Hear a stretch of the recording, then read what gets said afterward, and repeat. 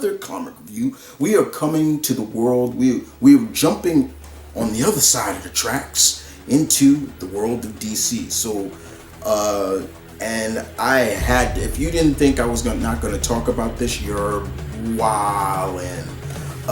Because I'm a huge fan of this character. I love this character. He is my favorite character in the Bat family, even before Batman. What? Whose character is this? Well, let me show you. Nightwing. We're talking about Nightwing 100. Tom Taylor and so many different artists from over the years of Nightwing are in this story, and this was a pinnacle story. I loved it, my pack.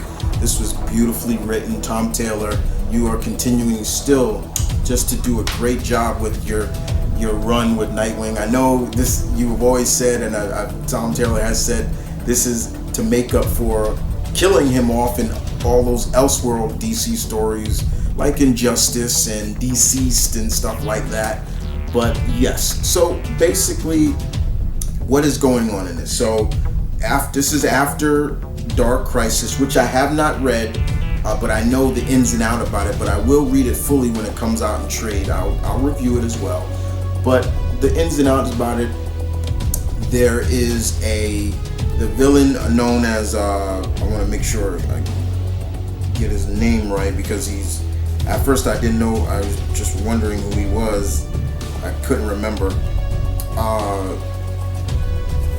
His name is Heartless. Yeah, Heartless. Yeah, so. And he has broken into the prison in Bloodhaven and then released Elephant Man, this huge metahuman who looks like has the body of a man, but he looks more like an elephant, powerhouse. And he's also released KG Beast as well. It bounces back from, starts from the present and then to the past. And in this, and we see Batman and Tim and Dick at Alfred's grave in Gotham City, and Batman's telling him, it's a good offer.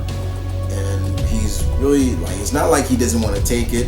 Basically they're telling him like, we want you to take over, because the Hall of Justice has been destroyed. Justice League has been disbanded, and more importantly, Dick stepped up along with all the next generation of young heroes and helped save the multiverse, pretty much. And he wants him to take over. So now we go back to what was going on in Bloodhaven, and Dick is showing his leadership skills and showcasing that he is going to do the right thing, which I love. There's a scene where we see the villain Heartless basically telling to start a riot, everything. And when Dick comes down along with the help of Oracle Babs, he basically tells these people, he's like, look, even the criminals, he's like, look, I'm giving you a choice. You could do the right thing. You don't have to follow Heartless. Just put your guns down, walk away. And they're like, are you serious? And he's like, I give you my word. I'll let you go. No problem. He's like, this is not about you. This is about Bloodhaven in general and the people that live here and everything like that. And there are some people that throw down their guns, take off the white mask that, I'll show you him right here. Where is he? I'll show you a picture of him. Heartless. Here he is. Here he is with KG Beast. KG Beast is right here. So he's right here, and he's telling Heartless, and Dick is telling people like, and they do. Some of them do put it down, some don't, and Dick has to do what he has to do. But he knows that he's gonna need help with Elephant Man. This guy is big and he's strong. He's like basically like the Juggernaut. He's unstoppable. He's just wrecking havoc through Bloodhaven. And who comes in to help? Well, let me show you who comes in to help. And you shouldn't be surprised. Who opens a boom tube, and boom, his good friends, the Titans, they come. And I love Dick just says, "Hey Titans," like he's just like, "Hey guys." So they come to help him, and Dick is doing what he does best, being a leader. He's orchestrating where he wants all the Titans to go. He's like, Victor, Donna, Elephant Man, and Victor, Garfield, Donna, Elephant Man's going on rampage. Take care of that. I'm going after Heartless. Firestar, need you to run interference and make sure everybody is safe and sound. Her and Raven, things like that. And you see them just go into detail. And when Vic, Cyborg, Garfield, Beast Boy, and Donna Troy get to Elephant Man, they take him down. Donna comes in, just drops this dude real quick. First, it's Beast Boy. He turns into his own big bull elephant, and he comes, and they collide, and then Donna just slams on him, and I'm just like, and I love Victor just makes his arm to a gun. He's like, stay down. The teamwork from the Titans, baby. Just put a smile on my face just seeing that, and I loved it. And then of course we see a fight between Dick and KG Beast. Dick goes into detail about how strong KG Beast is, how much he weighs. You know, he's just like, Dick gets his arm dislocated because when he was swinging to get to Heartless, KG Beast was waiting for him. He jumped at him, and he toes in the deal. He's like, I made the cable that's in my Uber stick stronger, but my arm is not that strong. You know, like you're putting my weight and KG Beast, who says he's about 260 pounds, on his, and you just see his arms pop, dislocate. He's like, ah, and he's like, ah, and he falls out, and they fall on top of the car, and then they just go at it. And I love where he's handling himself. You know, he's handling KGB's and a couple of the other inmates that escaped. And you know, KG's like, you're one man, you ain't got no friends. And all of a sudden, who comes down? Here comes his friends, and the Titans take out KGB's. And I love before Dick goes to go after Heartless, it's really funny, which I love. Where is it? It's really funny. Here it is. So you see the Titans coming. Boom, there they go. Artwork is beautiful. And Donna says,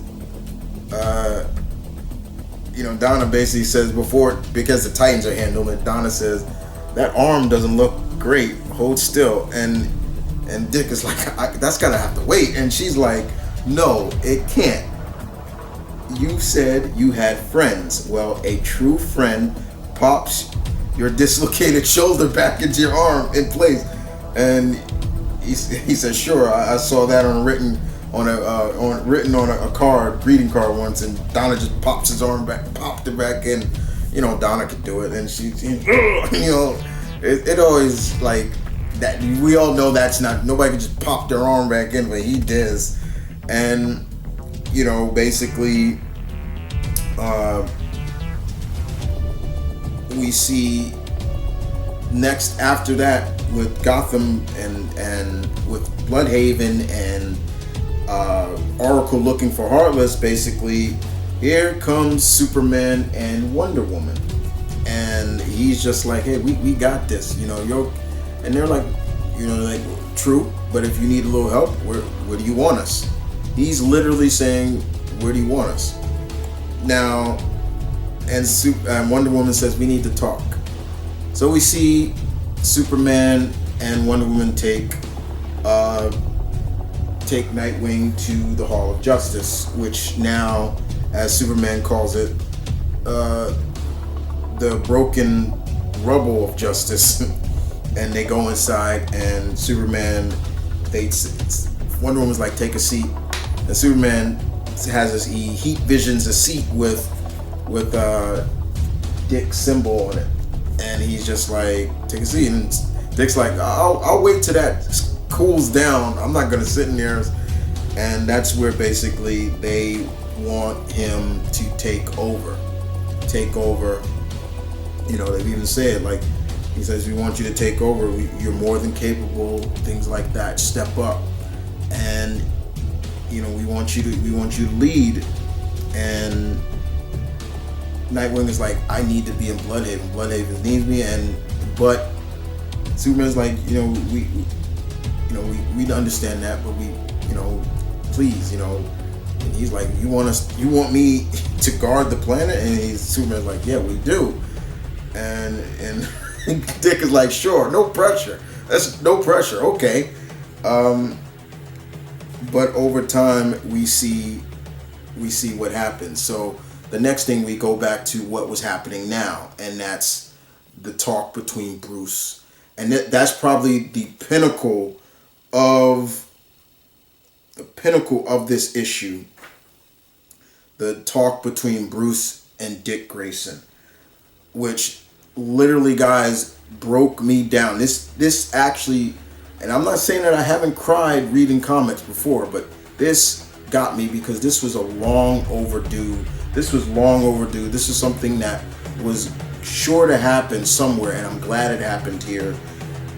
Basically they're over Alfred's grave, and Bruce just lets that wall down, and he's like, Alfred was the glue that kept us in contact with each other. He would have had us talk to each other more and things like that. And Bruce is just like, you're the one that helped, that really kept me from being the different kind of Batman, that more ruthless Batman. And Dick is like, that's basically, in other words, he's saying that's BS. You're a good man, Bruce. You wouldn't have done that. You wouldn't have done that. And Dick is, Bruce is just telling him in his own words how proud that he is of Dick Grayson, and how proud that he is to know him. And Dick is thanking him for taking him in. He even said, Bruce, when you took me in, you were young, you were headstrong, but you didn't have to take me in. And Bruce says, that's a lie. I had to. I needed to take you in. And I'm just like, I'm reading this, and I'm just like, what is really getting me is that when I'm reading this, I'm hearing the late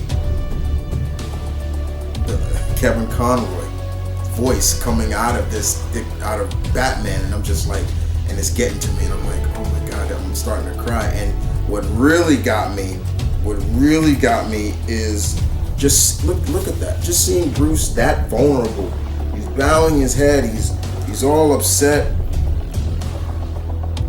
And what's more importantly, look at Dick giving him a hug, and Bruce he's a little shocked, but over time, the part that just really got me, and when basically Dick says, I'll take the job, but he says, if I'm going to lead, I'm going to need your guidance more than ever.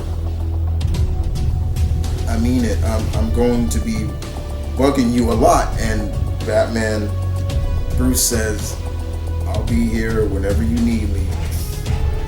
I know you will. And this part that's where it really got me, where he says, I love you, Dad. And I'm just like, come on.